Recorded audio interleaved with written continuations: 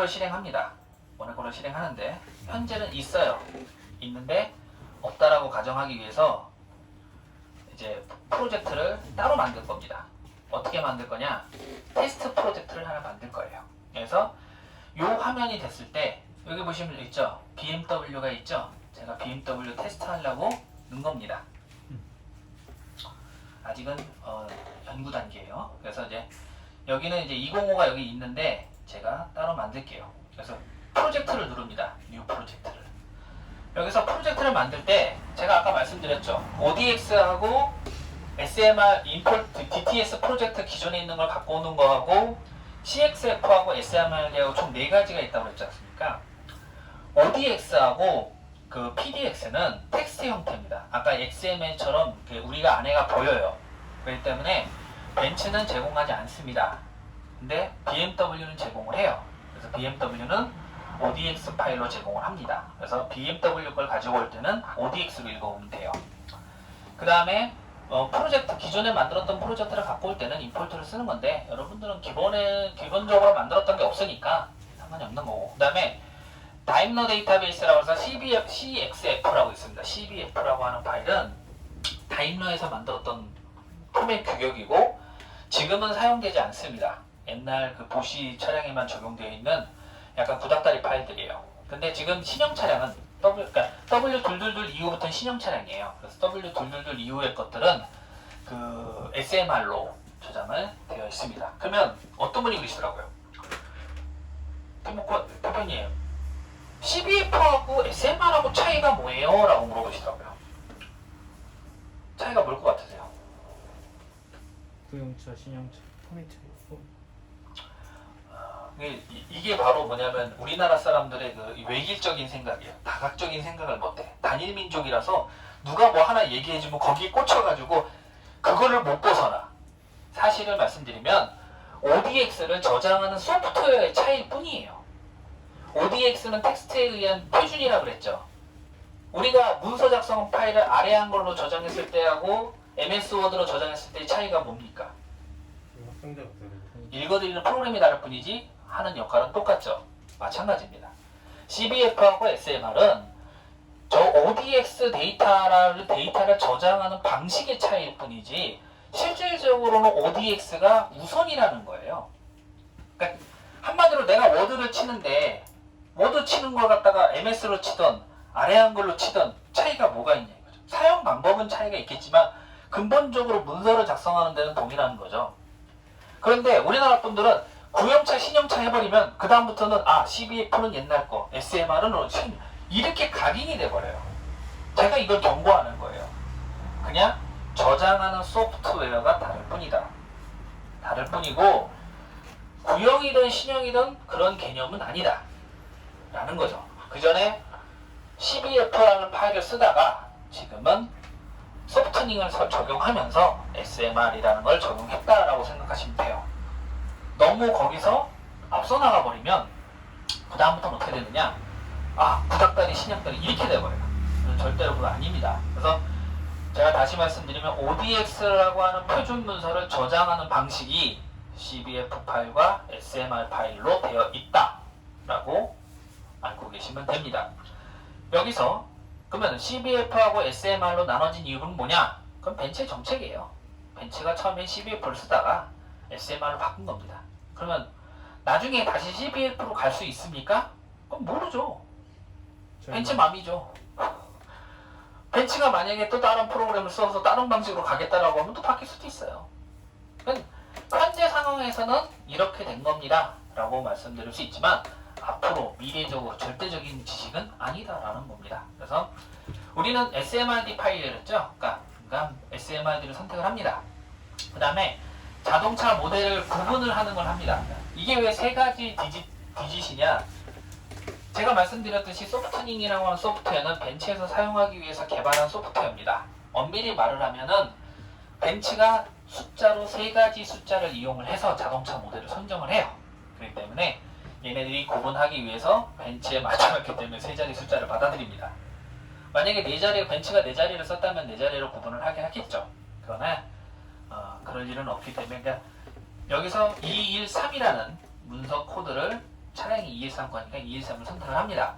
그 다음에 프로젝트 소스 파일 뭘 넣어야 되느냐, 아까 그 SMR 파일을 넣어야 됩니다. 그래서 add를 누른 다음에 SMR 파일을 선택을 합니다. 카DB로 가서 213에 있는 CBF 파일을 넣고 선택을 쪼르륵 합니다. 그 다음에 열기를 하죠. 그럼 들어왔죠. 그 다음에 다음을 누릅니다. 그럼 프로젝트 이름을 넣는데 어떻게 프로젝트를 넣느냐? 테스트 213이라고 뭐 본인이 원하는 이름을 넣어도 됩니다. 상관없어요.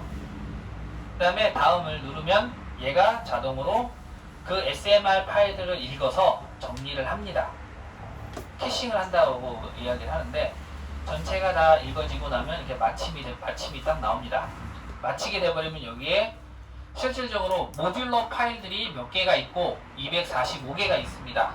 245개가 있고 그 중에 다이그노스틱 레이어 컨테이너가 245개고 이 안에 플래시 파일이 있으면 플래시 파일도 표시가 되고 다 표시가 됩니다.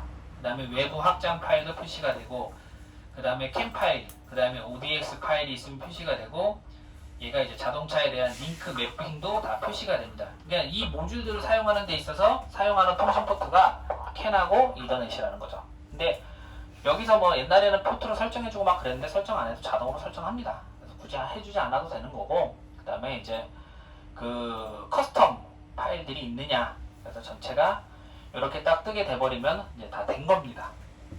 그러면은 이제 이 프로젝트를 만들었어요. 그 다음에 해야 되는 건 뭐냐면, 그 전에 해야 되는 거는 이 장비가 인터페이스가 똑바로 연결되어 있는지 확인을 해야 됩니다. 아까 저는 되게 많았었잖아요. 그게 전부 다 이렇게 활성화되어 있습니다. 여기 보시면 저는 여기 SD 커넥터가 여기도 있죠. 여기 보면 여기도 SD 커넥터가 있습니다. 차이가 뭐냐? 하나는 DTS 모나코가 제공하는 SD 커넥터 소프트웨어고 하나는 젠트리가 제공하는 SD 커넥터를 구분해서 넣어놓은 겁니다. 그래서 젠트리를 이용을 해서 연결할 때와 DTS 모나코의 이콤 장비로 연결할 때하고 각각의 설정 파일들이 있습니다. 그래서 제가 이걸 보여드린 이유는 아까 케이블 인터페이스라고 하는 부분에 대해서 여기 명시가 되어 있었죠. 이렇게 아까 그 파일에 보시면 케이블이 총 몇 가지가 있었습니다. 그래서 그 ID 값을 여기서 찾는다는 겁니다. 실질적으로 여기서 설정을 뭐를 하든 관계없습니다. 왜? 실질적으로 장비가 그 커넥터 값을 알려주니까요.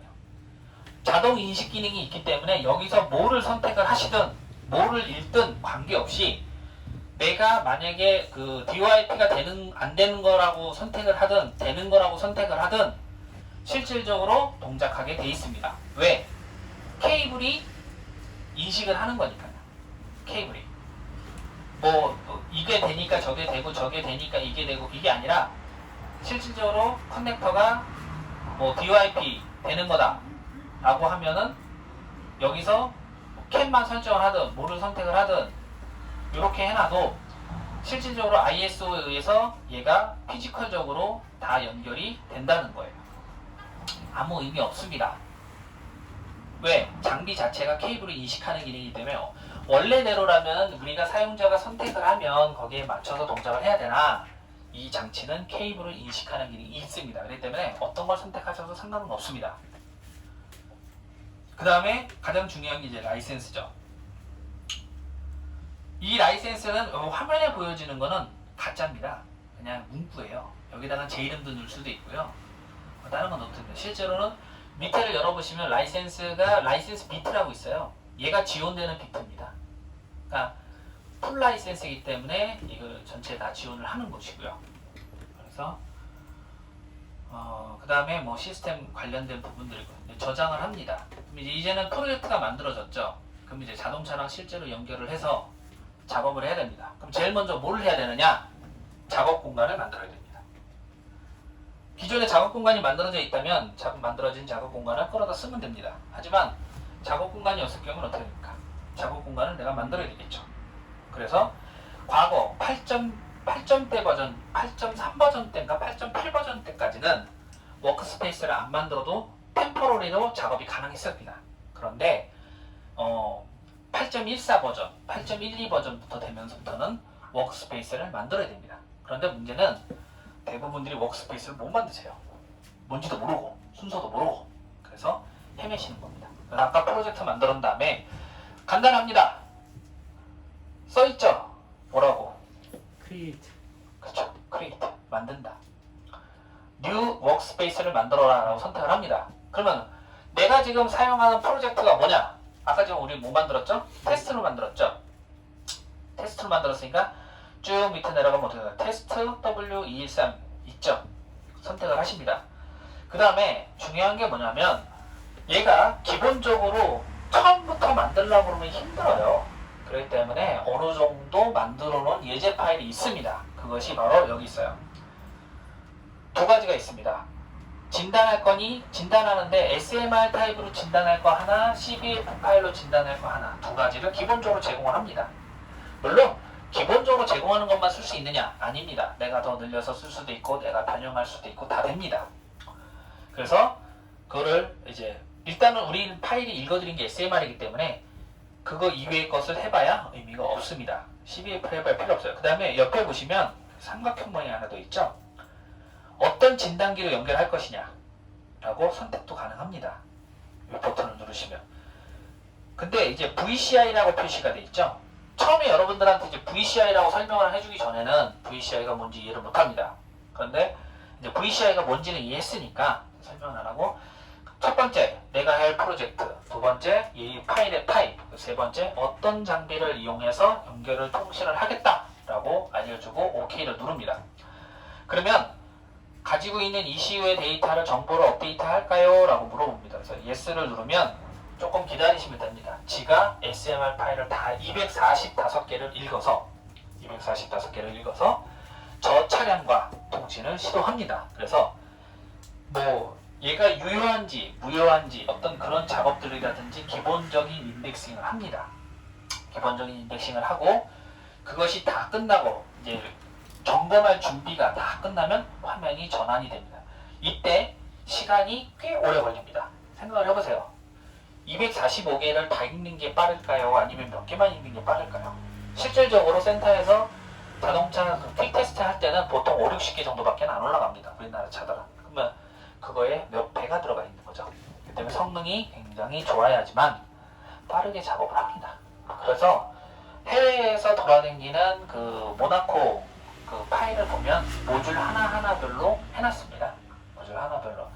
그래서 그 파일들을 구해서 하셔도 되는데 저는 초보자들 처음 할 때는 자기 차 것만 줍니다. 남의 차 건 안 줘요. 왜? 남의 차 걸 주면은 꼭 사고를 쳐요. 100% 사고를 치기 때문에 안 줍니다. 본인 차만 하라고. 그리고 어느 정도 속달이 되면 본인들이 알아서 구하죠. 그런데 뭐 그 부분에 대해서는 말리진 않습니다. 일단 이제 작업이 여기까지 들어왔습니다. 그러면은 얘가 보시면 퀵 테스트, 다이그노스틱 서비스, 베리언트 코딩, 플래시 프로그램, 다이그노스틱 트러블 코드, IO, 컴페어링, 익스체인징, 심볼링. 런처 프로하고 똑같지 않아요? BMW에서 사용하는 이시스라든지 그런 거는 모르겠지만 아마 그 코드마스터가 만든 그 코딩용 소프트웨어하고 똑같을 겁니다. 화면이. 근데 여기서 가장 중요한 게 하나 있습니다. 여기서 얘가 기본 예제 파일이 좀 잘못되어 있는 게 있는데 베리언트 코딩이란 게 여러분들이 지금 오늘 교육의 핵심인 베리언트 코딩을 하게 되는 핵심 창구는 여기입니다. 그러면 여기에서 주의해야 될 게 뭐냐면 여기서 이 화면에서 기본적으로 되어 있는 거에 매뉴얼 코딩이 안 되게 되어 있습니다. 즉 뭐냐면 헥사 코드를 직접 때려 넣어서 바꾸는 게 안 되게 되어 있어요. 그래서 그거를 푸는 방법은 여기서 왼쪽 마우스를 누릅니다. 그래서 첫 번째 config HMI control 이 부분을 누르게 되면 화면이 이렇게 뜹니다. 옵션에 가서 보시면 allow editing current라고 되어 있죠. editing, allow current 이 부분이 뭐냐면 내가 사용자가 직접 수정을 할 수 있게끔 창문을 열어달라라고 옵션을 바꾸는 겁니다. 그래서 이 부분을 fading되어 있는 거를 true로만 바꾸고 OK를 누르게 되면은 나중에 이 부분의 커런트 코딩 부분이 매뉴얼로 바꿀 수 있게끔 숫자를 입력할 수 있습니다. 물론 숫자를 잘 아는 분들만 입력하라고 하는 것이지 모르는 분들은 입력하시면 안 됩니다. 그래서 이것이 다 실행됐으면 이제 우리가 작업 공간을 다 만들었습니다. 그럼 뭘 합니까? 일을 해야죠. 작업하기 전에 공부 다 갖다 놓고 일을 안 하면 농땡인 거죠. 그래서 일을 하는 방법은 옆에 보시면 컨피그레이션에 가보시면 실행 모드로 바꿉니다 라고 버튼을 누릅니다. 컨트롤 F4를 눌러도 되고, 그러면 작업 모드와 실행 모드는 계속 왔다 갔다 하면서 작업을 할 수가 있어요. 한번 가면 끝이 아니라 또 다시 에디터 모드로 왔다 갔다 할 수 있습니다. 그래서 실행 모드로 바꾸게 돼버리면 실질적으로 진단기가 해당 차량과 연동을 해서 코딩을 할 준비를 끝냅니다. 코딩을 할 준비를. 제가 제일 처음에 코딩 하시는 분들한테 가르치는 게 있습니다. 무조건 백업해라. 백업해라. 왜 백업을 해라? 사고 치고 싶지 않으면. 그래서 퀵 테스트로 갑니다. 퀵 테스트에 보시면 기본적으로 여기서 백업이 되는 기능이 있습니다. 여기서 백업을 하는 건 두 가지인데, 첫 번째로 얘가 그 퀵 테스트를 하면서 백업을 같이 읽는 방법이 있습니다. 그래서 보시면 여기 보면 코딩 스트링이라고 표시가 되어 있죠. 그 다음에 핑거프린터도 같이 넣을 수 있습니다. 그러니까 핑거프린터라는 건 뭐냐면은 얘가 소프트웨어가 가지고 있는 지문 같은 정보예요. 그것도 같이 저장하고 싶으면 같이 저장하시면 돼요. 그 다음에 이 두 개를 선택한 다음에 뭘 하느냐, 스타트 버튼을 누르게 되버리면 이제부터 자동차에 있는 모든 이슈에 다 통신을 날려서 얘가 데이터를 읽어오기 시작을 합니다. 옆에 보시면 빨간색이 들어오는 게 있죠. 얘는 태가 통신을 요청을 했는데 없는 거야. 그 다음에 파란색인 거는 식별이 된 거, 그 녹색인 거는 식별이 된 겁니다. 그럼 베리언트라고 해서 이 식별 값이 뜨죠. 그 다음에 에러 값이 뜹니다. 여기 프론트셈의 에러 값을 읽어보면 여기 에러 값이 똑같이 뜨죠. 여기서 에러를 지울 수 있느냐? 네, 지울 수 있습니다. 에러 지울 수 있어요. 꼭 젠트리만이 코드를 지우는 게 아니라 얘도 지울 수 있습니다. 그런데 문제가 있죠. 어떤 문제가 있느냐? 얘가 무슨 애든지는 알려주질 않습니다. 얘는 단순히 코드값만 알려줍니다. 근데 젠트리는 이 코드를 가지고 네가 뭐를 점검해라 알려주죠. 그래서 젠트리가 편한 겁니다. 그래서 얘가 이 차량이 가지고 있는 전반적인 모든 오류 코드를 이슈와 통신을 합니다. 지금 제가 가지고 있는 젠트리는 사실상 개조된 젠트리입니다. 개조됐다라는 뜻은 뭐냐면 아까 보셨을 때 버전이 상당히 낮다라고 생각하셨는데 실제로는 얘는 2021년 차량까지도 S클래스까지도 진단이 가능합니다. 왜? 제가 아까 말씀드렸던 SMR 파일을 저는 마음대로 조작을 할 수 있습니다. 그래서 그거를 조작을 해서 신형 거를 갖다 집어넣어버린 겁니다. 물론 네? 진단이 돼요. 되죠. 왜 안 됩니까? 해킹을 하시고. 보시면 아시겠지만 DTS 모나코 라이센스도 해킹을 해서 만들었습니다. 여러분들한테 드린 그 분들 DTS 모나코 키내압 중에서 아무런 패치도 없이 그냥 라이센스만 넣으면 실행됩니다. 패치 파일이 없어요. 그냥 라이센스 파일만 집어넣으면 동작됩니다. 왜? 얘네들 본사가 그렇게 만들었어요. 그래서 그 프로그램을 크랙하는 기술 중에서 제일 하급이 패치 파일을 만들어서 크랙을 하는 겁니다. 그 다음에 최고의 기술은 뭐냐면 해당 업체가 갖고 있는 라이센스 방식을 그대로 똑같이 위조해가지고 프로그램에 아무런 손도 대지 않고 라이센스 파일만 집어넣음으로써 프로그램을 활성화시키는 게 최고의 기술입니다. 왜? 해당 시스템의 보안 체계를 알아야지만 가능하니까요. 근데 DTS 모나코 제가 여러분들한테 뭐 판매하거나 무상으로 드리거나 하는 것들은 전부 다 패치가 없습니다. 그래서 제가 라이센스 파일을 꼭 백업을 하라고 합니다. 그 백업을 하시면 하드를 포맷하시고 또 설치하셔도 또 들어갑니다. 왜? 이더넷에 들어가 있는 맥 어드레스를 가지고 감지하는 거라서 랜카드만 바뀌지 않으시면 계속 사용이 가능합니다. 그래서 랜카드가 바뀌면은 당연히 랜카드 번호가 바뀌었기 때문에 안 되죠. 그래서 제가 저희 협력업체들한테 줄 때 장비에 그 공급을 할 때 하드웨어의 그 맥 어드레스 값을 기록을 해놓습니다. 제가 만드는 소프트웨어에다가. 그러면은 제가 인터넷에 올려놨던 어디에 올려놨던 그분들은 잊어버려도 저한테 등록되어 있는 그 장비는 어떤 라이센스건 받아서 집어넣으면 돌아갑니다. 왜? 맥 어드레스가 등록이 되어 있기 때문에. 그러니까 어떤 라이센스를 만들든 그 맥 어드레스 정보는 계속 들어갑니다. 제가 넣어놓기 때문에. 그러니까 뭐 옛날에 했던 건 동작하고 지금 건 동작 안 하고 뭐 이런 개념이 아니라 그냥 맥 어드레스를 제가 계속 넣어놓는 거죠. 저 역시도 제가 쓰는 장비들 이런 것들은 다 기록을 해놓으니까요.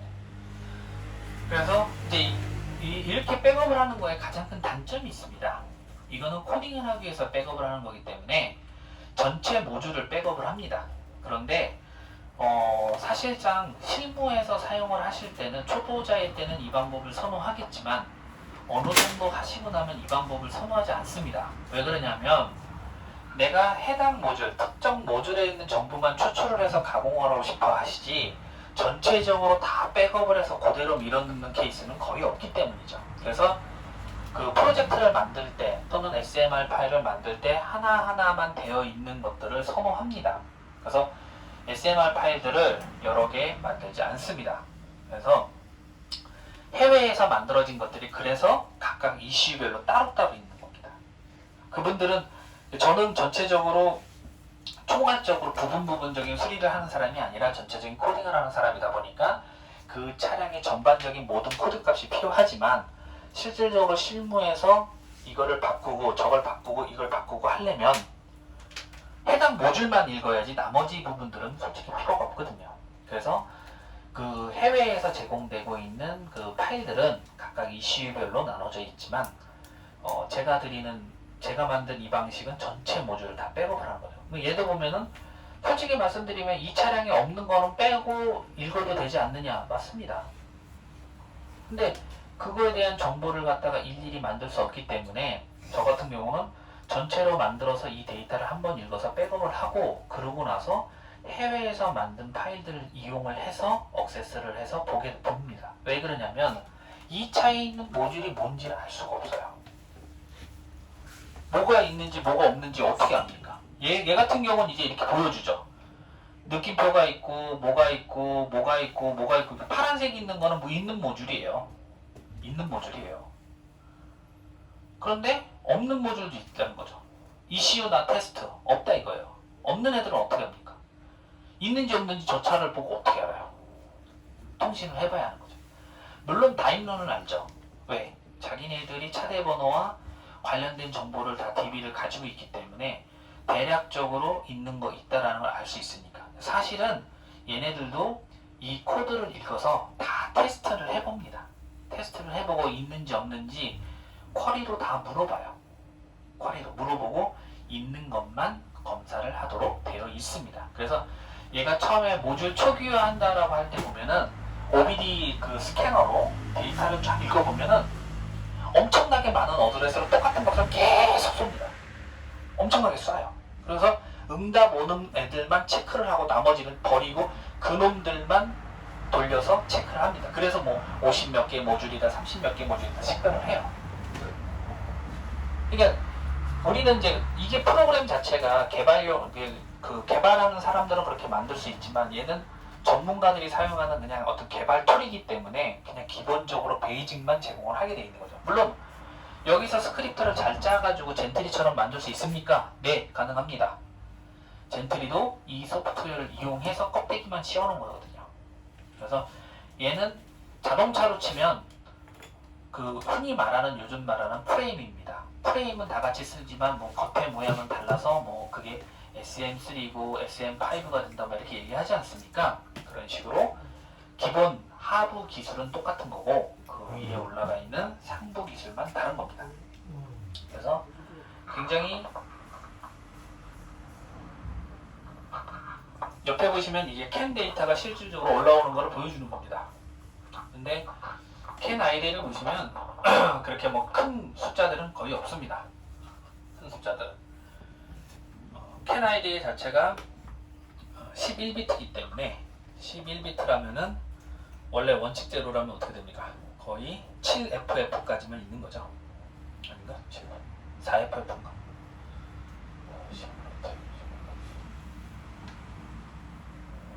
4, 3, 12 맞다 7FF 7FF까지가 11비트입니다. 그래서 자세히 보시면 7FF를 넣는 숫자는 없어요. 어드레스 아이디가 7FF는 없습니다. 그러면 제일 먼저 하는 게 뭐냐? 세이브 버튼을 누릅니다. 세이브 버튼을 누르면 여기서 이제 리포트 타입을 입력받은 것만 쓸 거냐, 출력할 거를 같이 쓸 거냐라고 얘기를 합니다. 그래서 저는 in, out, all을 합니다. 그 다음에 여기서 파일 포맷을 VRX로 할 거냐, HTML로 할 거냐라고 표시를 합니다. 왜 VRX하고 HTML을 같이 표시하는 이유는 뭐냐면 VRX만 봐서는 도저히 알 수가 없어요. 그래서 그 다음에 저장을 어디다 할 거냐? 저 같은 경우는 최근 들어서 어떻게 저장을 하느냐? 그냥 여기다가 일방적으로 저장하지 않고 그냥 여기다가 그냥 저장을 했다가 해당 차량의 그 폴더에 같이 포함시켜요. 이제 보시면 이게 이 차량에 대한 전체 그 리포트를 읽은 겁니다. 보시면 이제 반응이 온 애가 있고 반응이 안 온 애가 있죠. 반응이 안 온 애들은 이렇게 써있죠. Not responding. 없는 애란 뜻이에요. 있는 애들이고, 그러면 이제 여기서 중요한 게 뭐냐? 이 차에는 이 모듈이 있어야 되는데 왜 없지? 그 모듈이 사망한 겁니다. 돌아가신 거예요. 돌아가신 겁니다. 그래서 이런 식으로 not responsing이 된 거는 없는 겁니다. 그 다음에 이제 있는 것 중에서 내가 이제 쭉 보자고요. 이 차량은 뭡니까? MRD죠. MRD입니다. 엔진 이름이. 그럼 MRD로 들어가 보면 MRD에 오류 코드가 있죠. DTC 코드가. 이거의 의미는 요겁니다. 얘가 이렇게 돼 있고, 그 다음에 그것이 났을 때에 대한 인포메이션 정보가 이 안에 있습니다. 이건 센터의 진단기에서도 나오죠. 근데 센터의 진단기에서 나오는 게 여기서 왜 나옵니까? 라고 얘기를 한다면 센터의 진단기가 보여주는 기본 데이터는 얘가 뽑아주는 거예요. 그리고 그날 말씀드렸듯이 VCI라고 하는 거는 온보드 다이그노스틱의 약자입니다. OBD의 약자가. 즉 뭐냐면 실제로 진단하는 기능은 진단기에 있는 게 아니에요. 사람들이 이 장비를 진단기 하니까 얘가 진단하는 줄 아시는데 절대로 아닙니다. ECU 안에 들어있어요. 그럼 쟤는 뭐냐? 그래서 정식 명칭이 뭐냐면 VCI입니다. Vehicle Communication Interface. 즉 차량에 있는 자가진단 기능 시스템하고 연결해주는 장치예요. 제가 진단하는 거 아니에요. 근데 다들 제가 진단하는 줄 착각들 하십니다. 실제로는 자동차 안에 있는 ECU가 진단하는 겁니다. 이 때문에 3,000원짜리도 저 정보를 읽어올 수 있고 100만원짜리도 읽어올 수 있습니다. 그리고 1,000만원짜리도 못 읽을 수 있어요. 왜 못 읽느냐? 통신 프로토콜을 모르면 못 읽습니다. 제가 아까 SMR에 대해서 얘기 드렸어요. SMR 안에 ODX 데이터를 저장하는 포맷이라고 그랬잖아요. 그거를 설명하기 전에 왜 이걸 먼저 보여드리냐? 이론만 떠들면 사람은 좁니다. 그래서 이거를 보여드린 거예요. 일단 얘는 이런 오류가 있었다. 언제 있었다? 부분들이 나오겠죠. 상당히 많은 데이터를 보여줍니다. 그 다음에 나오는 게 뭡니까? 코딩 데이터가 나오는데 난감하죠? 숫자로만 나옵니다. 숫자로만 나와요. 그러니까 코딩 데이터가 백업은 됐어요. 코딩 데이터가. 근데 이게 뭔 의미인지는 알 수가 없어. 그 다음에 미션은 VGSNAG라고 합니다. 모듈명이. 보시면 VGSNAG ECU 명칭, 그 다음에 베리언트 타입, 그 다음에 에러는 없고 하드웨어는 000, 901, 5000. 근데 이 번호가 실제 모듈 번호하고는 달라요. 그리고 이게 바뀝니다. 언제 바뀌느냐? 부트로더를 바꾸면 바뀌어요. 부트로더를 바꾸면. 그래서 저도 이 하드웨어 번호가 실질적인 물리적인 하드웨어 번호인 줄 알았는데 아닙니다. 달라요. 같은 애들도 있는데 업데이트 하거나 뭐 이렇게 하면 이게 번호가 바뀌어요. 그래서 실질적으로는 이게 관리 번호인 것 같아요. 그러니까 스티커를 처음에 제가 말씀드렸잖아요. 자원의 재활용을 위해서 이 번호는 부여는 돼 있어요. 하드웨어 번호는. 그런데 이것이 만약에 처음에 0000011이라고 되어 있었는데 펌웨어가 하나 바뀌면 0000011로 새로운 번호를 부여를 하고 소프트웨어가 이렇게 들어가 있는 어떤 그런 룰의 개념이에요. 그래서 실질적으로 들어가 있는 하드웨어를 뜯어서 본 번호와 이 진단기에서 읽어드린 번호가 달라요. 근데 이거를 주문을 하면은 실제로 주문되면 옵니다. 어떻게 오느냐? 이 펌웨어들만 들어가서 와요. 그리고 또 업데이트하면 하드웨어 번호가 또 바뀝니다. 계속 바뀌어요. 그래서 저 하드웨어 번호는 그렇게 뭐라 그럴까, 이걸 보고 주문하시는 분들이 계시는데 그렇게 하면 안 돼요. 저도 처음에 이 번호가 진짜인 줄 알았어요. 근데 아닙니다. 실제로 달라요. 펌웨어가 업데이트 되면서 하드웨어 번호가 계속 바뀌어요. 그리고 얘가 이제 그 몇몇 개의 코드 값들이 들어가 있는 거죠. 그럼 이제 가장 재밌는 코딩을 해보도록 하겠습니다. 이렇게 백업을 하면 이제 어떻게 된 겁니까? 이 차량에 대한 코딩 데이터가 백업이 됐죠. 그러니까 이제 그 다음에 뭡니까? 다시 원복이 가능하죠. 그런데 사실은 제가 여기서 말씀드리면 VRX로 퀵 테스트로 백업한 경우에는 다시 밀어넣을 수가 없습니다. 왜? 허용하지 않아요. 그러면 데이터를 백업할 때는 어디로 가서 백업해야 되냐? 여기 보면 컴플렉스 베이클 코딩이라고 있습니다. 여기로 와서 해당 코드 데이터를 읽고 써야 돼요.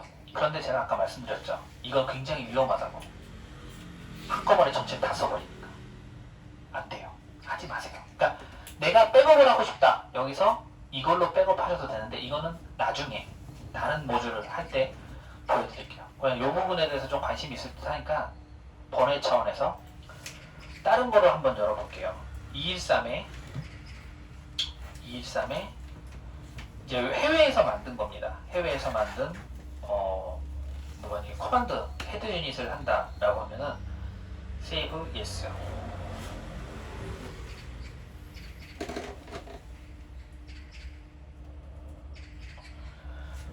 얘 같은 경우는 해외에서 만들어 놓은 거예요. 만들어 놓은 거기 때문에 얘는 아까 익스체인지라든지 그런 걸 보게 되면 하나밖에 안 나옵니다. 모듈을 여러 개를 불러서 작업하는 게 아니라 하나만 작업을 해놨어요. 그래서 익스체인지 버튼을 누르게 돼버리면은 한 개의 모듈만 이 데이터 값을, 코딩 값을 읽고 쓸 수가 있어요. 그래서 실질적으로 여러분들이 실제 작업을 할 때는 하나하나 만들어져 있는 프로젝트를 사용하시라고 저는 권하고, 그 외에 전체적으로 코딩을 공부할 때는 전체를 백업을 하시라고 합니다. 왜냐하면 내가 하다 보면 어디를 뺐는지 뭘 했는지 알 수가 없기 때문에. 그래서 보면은 얘네들이 보면은 코딩 데이터 값이라든지, 얘는 코딩 모듈을 바꾸는 게 없잖아요. 코딩 모듈을. 그러다 보니까 얘 같은 경우는 이제 만약에 핀 번호를 읽겠다. 핀 번호를 읽을 수가 있어요. 빵빵빵빵으로 나오죠. 그 다음에 얘가 뭐 여러 가지 리셋도 걸 수 있고 여러 가지 할 수도 있어요. 그 다음에 DIBA라고 해서 오너스 매뉴얼이 있습니다. 오너스 매뉴얼 자료를 넣어놓고 업데이트 하라면 업데이트도 됩니다. 그 다음에 이제 엔진을 해볼까요? 그럼 엔진에 보면, 엔진 미션 쪽에 보면 여러분들이 관심 있는 게 있을 테니까 MRG였죠? 미션은 따로 있다. 미션은 얘네들이 따로 만들어 놨더라고요. 디젤 미션 MRD1. 그래서 엔진은 따로 있어요. 들어가 보시면은 대부분 그래서 저 프로젝트만 쓰시더라고요. 엔진 쪽만. 그래서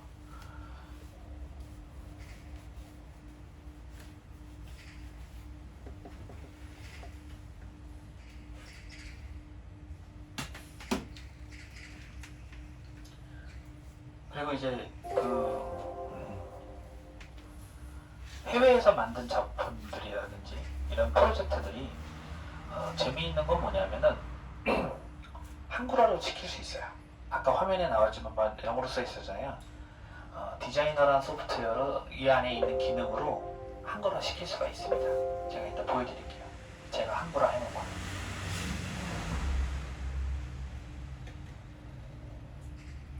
불행하게도 제 차는 가솔린이라서 저는 가솔린만 해놓습니다. 남의 차는 안 해요.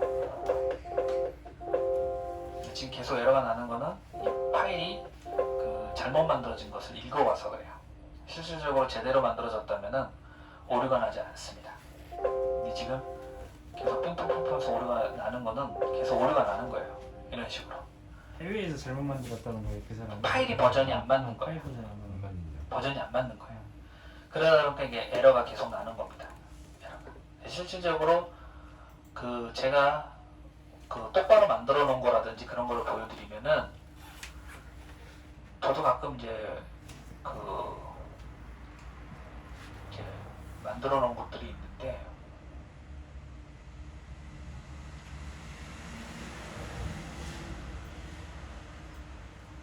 이제 여기는 제가 한 번도 읽어보지 않은 엔진이라서 그런데 MED40 같은 경우는 읽어보면은 에러가 좀 덜 납니다. 에러가 좀 덜 나요. 그래서 제가 이제 이거는 한글로 번역된 것만 보여드리는 거라서 이제 이따 나중에 가르쳐 드릴 거예요. 하는 방법을.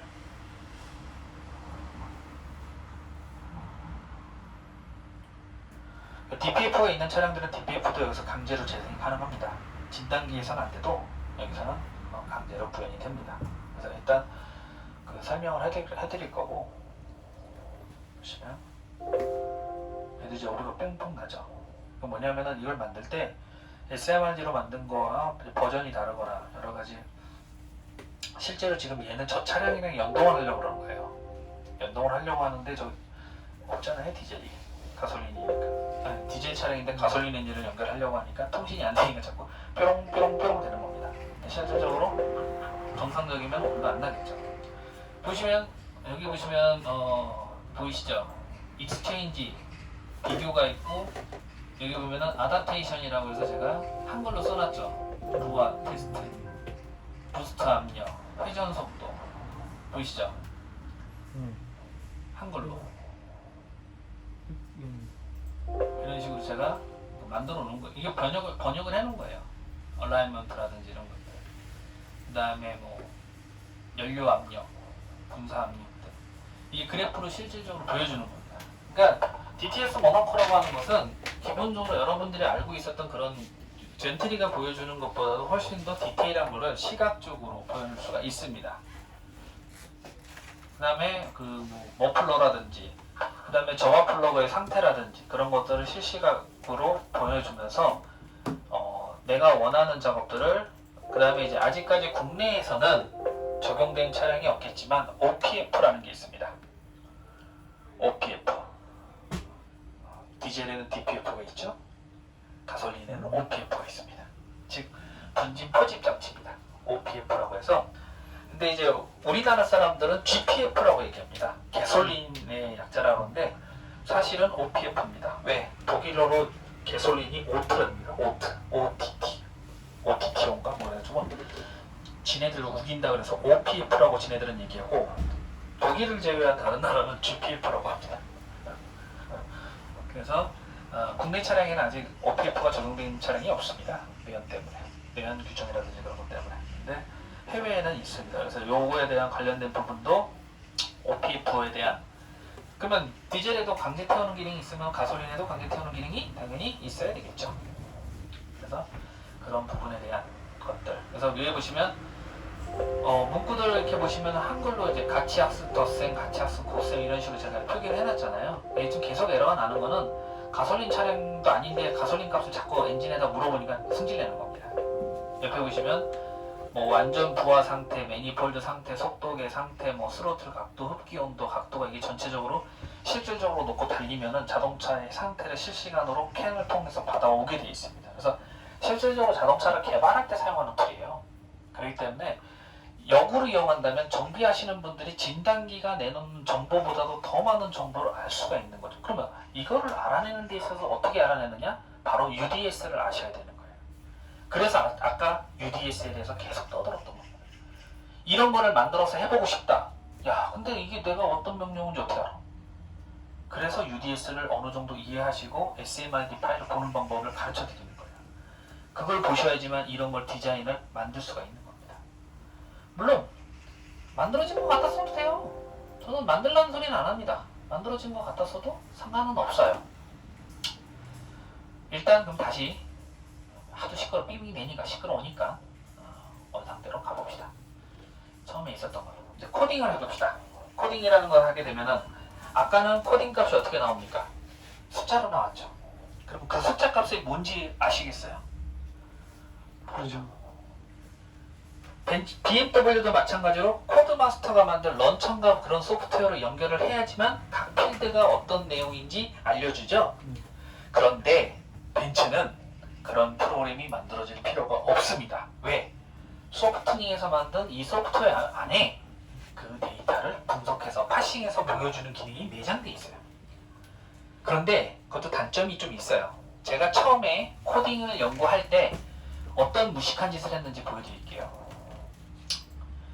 저라고 맨땅에 헤딩을 안 했을까요?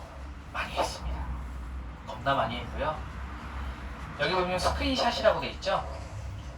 스크린샷에 보면은 제가 이 차종별로 보시면 코딩 값을 다 찍어놨습니다. 이런 식으로 한 장 한 장 찍어서 미친 짓을 했어요. 다 찍었습니다. 항목이 겁나 많아요. 그거 일일이 다 찍으면서 메모해가면서 확인하면서 생쇼를 했어요. 뭐 그냥 뭐 누구 말 맞다나 하루아침에 그냥 뿅 하고 잘한 게 아니에요.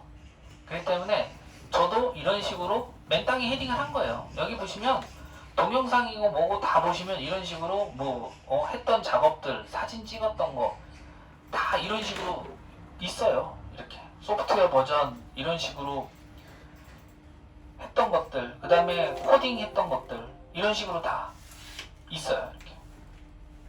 이거의 의미가 뭐냐 뭐 이런 식으로 나름 계속 이 장비를 가지고 공부를 했던 거죠. 그래서 지금이 된 것이지 뭐 하루아침에 뚝딱 된 게 아니에요. 그러면 이제 베리언트 코딩을 하기 전에 다이거노스틱 서비스에 대해서 말씀드리면, 다이거노스틱 서비스라는 건 바로 UDS 명령어들이, 이 모듈이 지원하는 명령어가 무엇인지를 총 집합해 놓은 겁니다. 보여드리면 우리가 바라볼 거는 제일 만만한 코만드를 보시죠. 코만드는 명칭이 HU55입니다.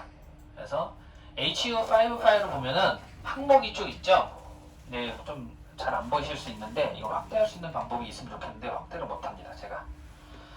그래서 보시면 커뮤니케이션 컨트롤이라고 있다 그랬죠, 제가. 아까 항목에 커뮤니케이션 컨트롤이 있고, 그 다음에 커뮤니케이션 파라메타가 있습니다.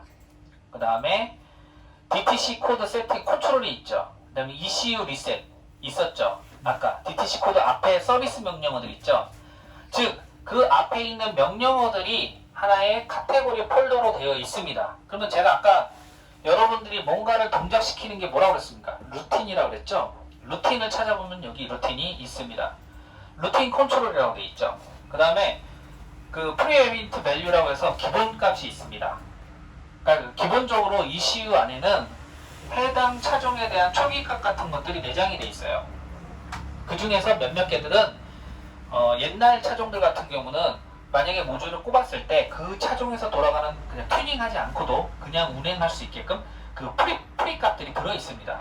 그래서 이 프리 값들을 이렇게 보시면 전체적으로 어떤 값을 읽는지 쓰는지 표시가 되어 있습니다. 하드웨어 인포도 읽을 수가 있어요. 하드웨어 인포도.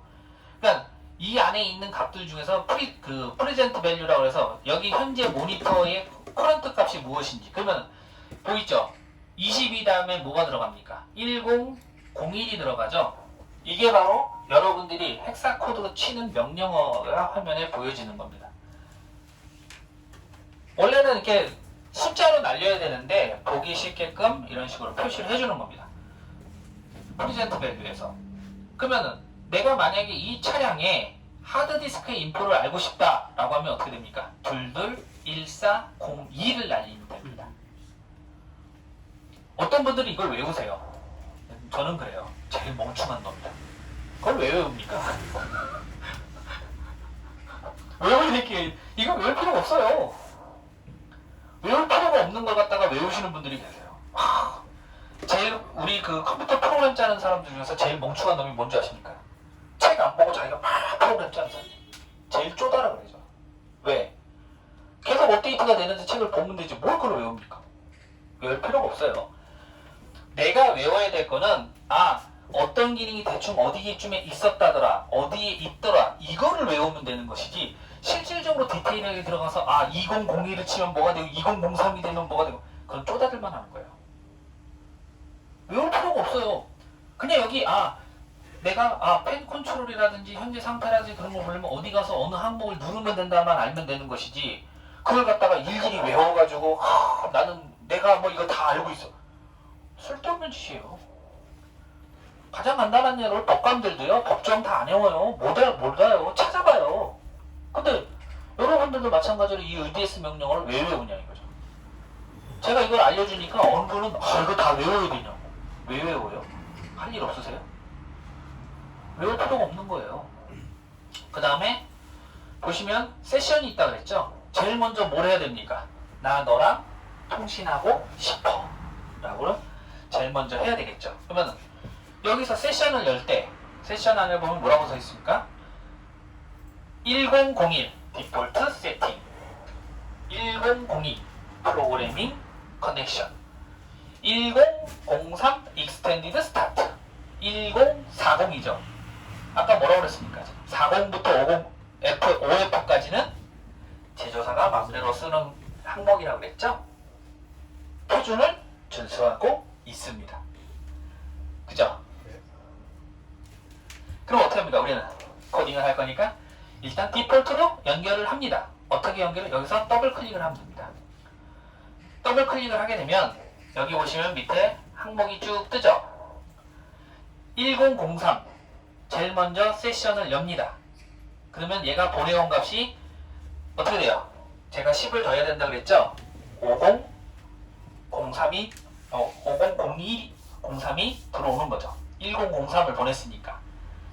그 다음에 얘가 뭐를 보냈냐면 얘에 대한 시퀀스 넘버를 받아옵니다. 얘에 대한 하드웨어 정보를. 여기에는 표시되어 있지 않지만 벤치가 모든 차종에 대한 정보를 알 수 있는 명령어가 있어요. 뭐냐? 1A90입니다.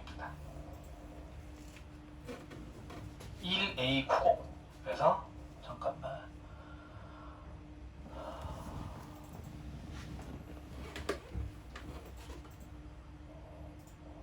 이거 입력이 안 되지. 커뮤니케이션 컨트롤. 두 번째 그 밑에 거 아니야. 네. 이건가? 맨 밑에 여기 있다. 여기를 누르시면 여기서 이제 명령어를 넣을 수 있습니다. 여기서 1A90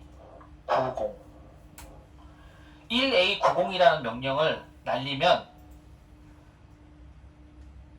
1A11 지금 현재로서는 왜 에러가 났느냐?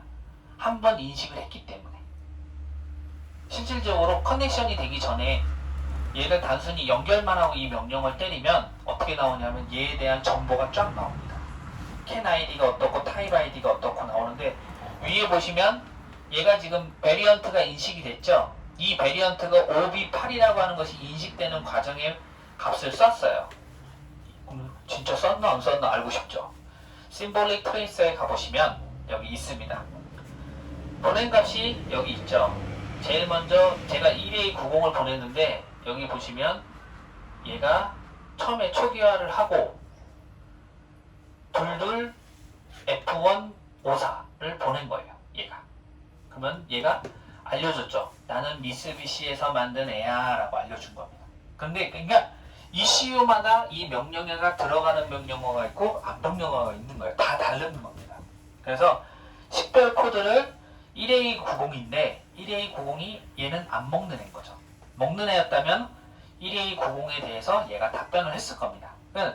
내가 그러면 얘한테 통신을 보냈는데 얘가 어느 번지를 사용하고 있는지 가끔 보면 정비사분들이 그러시더라고요. 디모코아님, 내가 이 모듈을 통신하려고 하는데 이 모니터 통신하는 거 잡고 싶은데 캔 아이디가 어떻게 되는지 아세요? 안 보이세요 지금?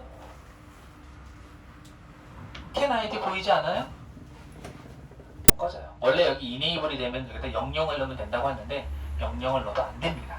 새로 버전하게 업데이트 된 애들은.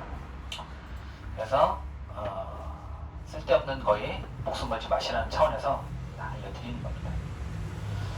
그 다음에 뭐가 있을지 하나 저기 있습니다. 그 파킹 주사 쪽이 아니라 주차 안내하는 거 봐서. 예, 주차 안내하는 것 중에 지나가면서. 예, 지나가는 그걸 확장할 수가 있어요. 음, 확장할 수 있는데 이건 어시스턴트 브레이크고 이게 파킹 어시스트인데 컴포트도 아니고 속도가 40마일이라고 뭐 이게 정해져 있거든요. 근데 그거를 늘릴 수가 있습니다. 늘릴 수가 있어요. 그래서 이렇게 저도 간만에 해보다 보니까 이건 저인데 베이클 세브럴 미러링크 프리세이프 멀티펑션 시트. 멀티펑션 시트는 에너지 펠로우 아니고 엔티지 컴포넌트 코딩 여기가 아니고 멀티 시트도 아니고 인터넷 아니고 어시스트 여기 있다. 여기 보시면 이제 그 세션 리미트가 있어요. 스캔하는 거. 그 35km까지만 스캔하게끔. 근데 이거를 늘릴 수가 있습니다. 40km까지. 그 다음에 최저 속도도 조정할 수가 있습니다. 7km냐? 7km부터 40km까지 스캔하라고 할 수 있어요. 예. 그 다음에 트레일러가 있으면 어떻게 되겠습니까? 트레일러 여기서 설치해야겠죠. 이런 식으로 해서 이제 모든 설정이 다 끝났습니다. 그럼 이제 뭘 해야 됩니까? 적용을 해야 되겠죠? 적용을 할 때는 어떻게 됩니까? 리셋을 해야 됩니다. 그래서 리셋을 하실 때는 이쪽으로 오셔서 ECU 리셋이라고 명시되어 있죠? ECU에서 하드 리셋을 선택을 합니다.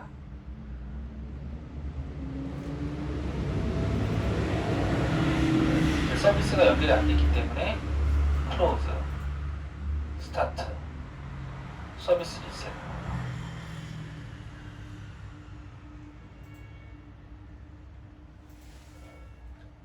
먹었죠? 5101. 이거 이제 껐다 켜진 겁니다. 이제 그러면 쥐박인을 보러 갈까요?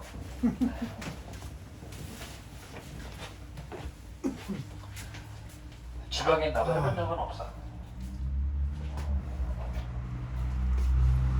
한번 그 차량 설정하는 데 한번 들어가서 눌러보세요. 아이고. 그냥 초보 부르는 게 아니야. 들어가서 차량 설정.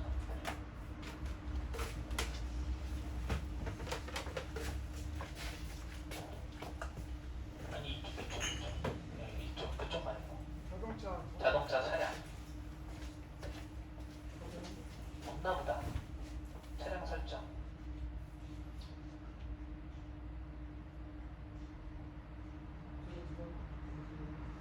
원래 바뀌어야 되는데 안 바뀌네. 아니 저 껐다 킨 거랑 똑같아. 나와서 보조 장치. 보조 장치를 봐보면 없었던 기능이 활성화됐죠. 없었던 기능들이. 차선 이탈 어시스트가 표시가 되죠 갑자기. 아까